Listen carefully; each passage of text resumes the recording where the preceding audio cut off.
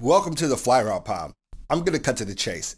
About 96% of y'all watching this video have not subscribed, and I need that number to go up to continue to make these videos and support the channel. So slam that subscribe button on your screen right now and hit the notification bell.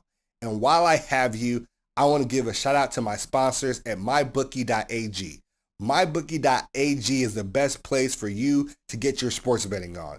MyBookie.ag has live in-game betting on every NFL game for my diehard cappers and prop bets such as the over-under on fantasy points. Use promo code FLY and receive a 100% match on your first deposit up to $1,000. That's double your money to double your winnings with your first ever deposit using promo code FLY. So recently on the Los Angeles Times, the report came out where we found out exactly what the Denver Broncos did. So all four guys, Drew Lock, Jeff Driscoll, Blake Bortles, and co., took their COVID tracing devices, went into a room to watch film, and put the devices in the four separate corners of the room while they watched film sitting at a table together. Like they couldn't spend an hour sitting, 6 feet apart. Not sure how big this room was, but they couldn't spend an hour sitting 6 feet apart watching film. So they decided to try to trick the system. And then when they got caught, because I don't know, it is oddly fucking weird for you to be in a film session where the people are sitting in four different corners. Where's the TV at? Like, I don't know what originally prompted the NFL to be as thorough as they were in this investigation, but what ended up happening is they did not want to come forward. The Denver Broncos were very shady. All the quarterbacks in the room decided to actively lie about the situation and try to obfuscate the NFL investigation. This is actually the main reason why the NFL did not allow them to postpone the game, even though John Elway pleaded, according to the Los Angeles Times, multiple times with Roger Goodell. But obviously this makes a lot of sense. You got caught trying to skirt the protocol actively for really not even a good reason. Like, what did you have to gain sitting directly next to each other for like an hour in a small room during a film watching session? Like, what is the risk reward matrix of the quarterbacks in this room? And all four of them were like, yeah, let's just do it.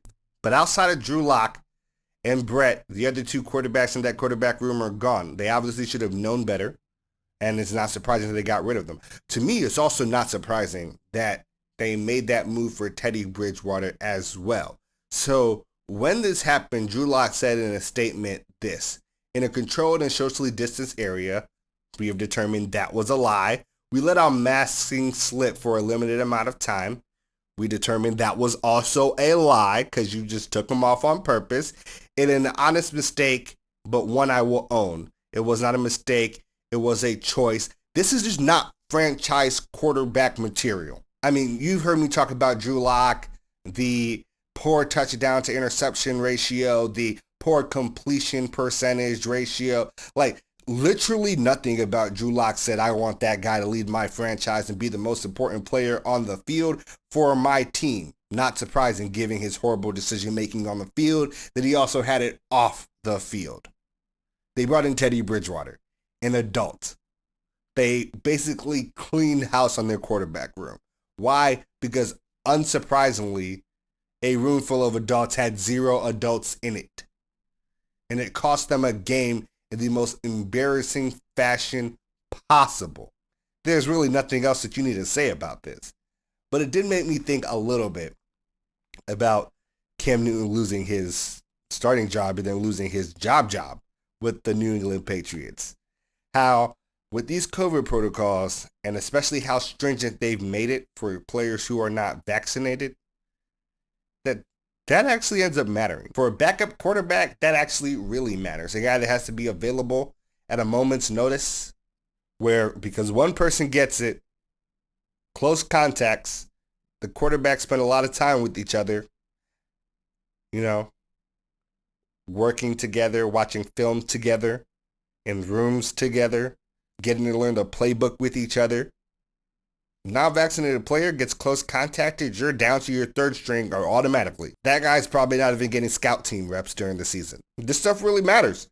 This stuff really matters, and it will continue to matter for the rest of this season.